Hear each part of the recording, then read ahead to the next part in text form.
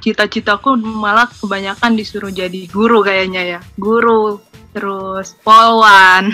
Waktu SD kan emang kayak rambutku kan pendek kayak laki-laki gitu ya Kak.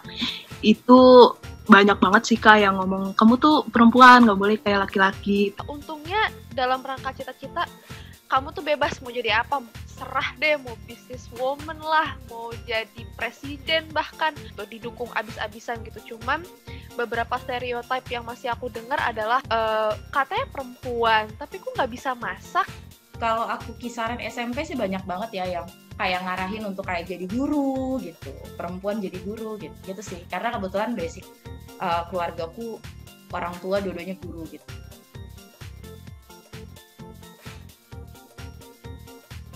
Ada satu guruku yang kayak nge-support aku, ya udahlah jadi diri kamu sendiri gitu. Aku bisa ngekspresiin diri mau aku kayak laki-laki ataupun perempuan, jadi dia nggak masalah gitu. Sosok ibu di rumahku itu justru dia yang dia tidak paham tentang kosakata gender atau apa, tapi justru cara dia membesarkan kami itu menggunakan konsep-konsep kesetaraan gender menurutku. Misalkan kayak gini, kalau orang tua kan biasanya takut ya kalau ibu-ibu anaknya sekolah keluar dari rumahnya jauh-jauh. Justru kalau sama ibu saya merantaulah sejauh mungkin. Kalau bisa dibilang aku terpengaruh mamaku, tapi mamaku juga terpengaruh sama kakek nenekku gitu. Terus dulu tuh aku juga dekat sama tante-tanteku. Nah, pengaruhnya mereka juga cukup kuat sih, gimana pada akhirnya aku melihat suatu sosok perempuan yang anggun itu di tanteku dulu ada. Yang mempengaruhi saya itu mama saya sih. Jadi dia juga menggembleng saya dari kecil gitu, ngajarin saya pidato, puisi, dan bakat-bakat yang lain kayak gitu. Mama juga dari kecil membentuk saya tuh biar kamu jadi perempuan, pertama kamu harus jadi perempuan yang berdikari gitu, berdiri di kaki sendiri.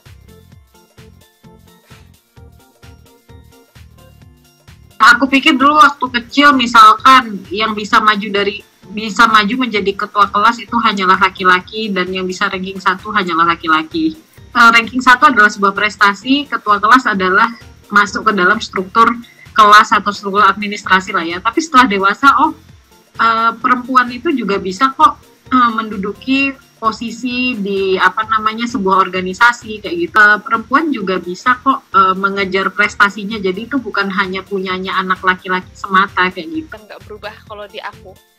Tetap kalau misalkan kan dulu sampai sekarang itu kan suka ada pembagian tugas ya di keluarga, terutama yang ayah tuh cari nafkah, yang ibu sebagai peran untuk mengasuh anak-anaknya, jadi peran yang penyayang, kalau istilahnya good cop-nya gitu dalam keluarga. Nah, yang aku setujui di situ adalah di bagian ibu itu memiliki peran lembut untuk anak-anaknya, tapi bukan dalam konteks ibu nggak bisa bekerja, enggak, itu salah banget. Nah, itu yang berubah di pikiran aku, karena dulu pikiran aku tuh kayak, nanti aku mau cari suami yang kaya, nanti aku pengen cari suami yang nanti aku aman gitu di masa depan. Tapi seiring berjalannya waktu, it's not all about relying ourselves to other men, it's about us relying on ourselves. Jadi perempuan itu, kalau mindset masyarakat ya, kebanyakan buat apa sih gitu ya pendidikan tinggi-tinggi, sedangkan perempuan hanya tugasnya ujung-ujungnya pasti ke dapur lagi kan. Tapi setelah beranjak ke dewasa, saya berpikiran bahwa kata siapa loh perempuan itu gak boleh berpendidikan tinggi. Ketika aku SMA gitu, aku tuh gabung di salah satu organisasi. Itu mempengaruhi pemikiranku banget. Itu mempengaruhi aku banget gitu. Dan aku dulu tuh bercita-cita umur 17 tahun, bercita pengen nikah usia muda umur 20 tahun. Pokoknya 20 tahun paling tua deh gue nikah gitu. Aku di titik itu, dan itu sangat mempengaruhiku waktu SMA, karena aku ikut salah satu organisasi yang mana lingkungan itu mempengaruhiku untuk berpikir seperti itu. Tapi untungnya waktu aku SMA kelas akhir-akhir gitu, aku tuh dapetlah organisasi Forum Anak, namanya Forum Anak Kabupaten Bogor. Nah, disitulah aku belajar banyak banget hakku sebagai anak, hakku sebagai perempuan, dan mengenal kok, aku tuh ternyata punya hak ini sebagai anak. Aku tuh punya hak hidup, tumbuh kembang, terus ruang yang aman. Simpelnya adalah sosial media. Di sosial media ini tuh menampilkan orang-orang yang beragam. Dan ketika lebih banyak orang yang mendukung hal-hal yang bersifat menurut kita ini sangat merugikan, baperan gender aja lah gitu, ini kan sangat merugikan ya bagi saya seorang perempuan gitu. Kenapa harus saya ada di rumah dan masak doang gitu, aku cuma bisa masak dan diranjang doang. Dan itu kan mulai muncul kan banyak-banyak yang kayak gitu tuh kan dari sosial media ya. Akhir-akhir orang-orang bikin konten, akhir-akhir orang-orang bikin ya itu kan konten juga ya, apa yang dia omongin dari opini, terus akhirnya mereka menggiring ke dalam konten.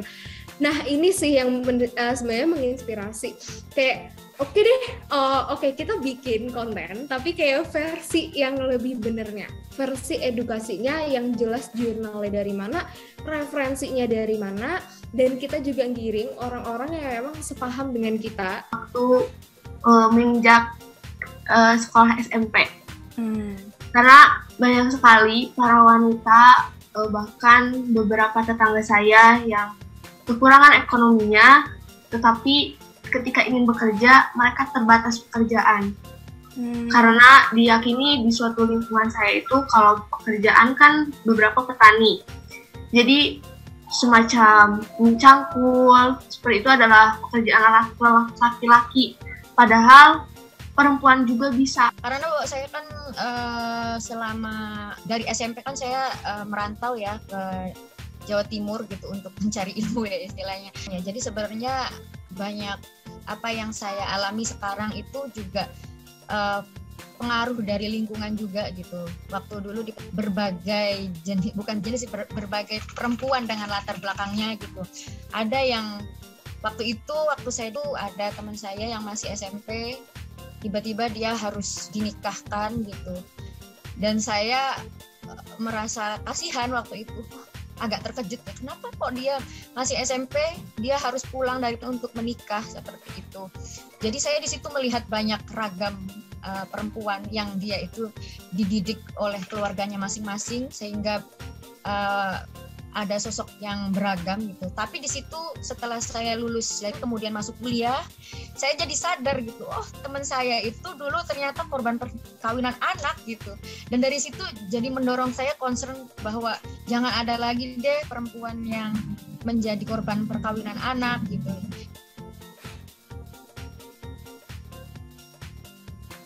Nggak usah kita ngelihat gender kita apa, yang selama kita bisa tanggung jawabin apa yang diambil, apa yang dilakuin, lanjutin aja. Nggak perlu dengerin kata orang kalau perempuan nggak boleh ABC atau laki-laki harus ABC. Kita tuh diberi amanah, semisal harus pergi ke Bandung, ke Jakarta, atau semisal harus pergi jauh dari orang tua yang dimana lingkungannya pasti berbeda kan ya.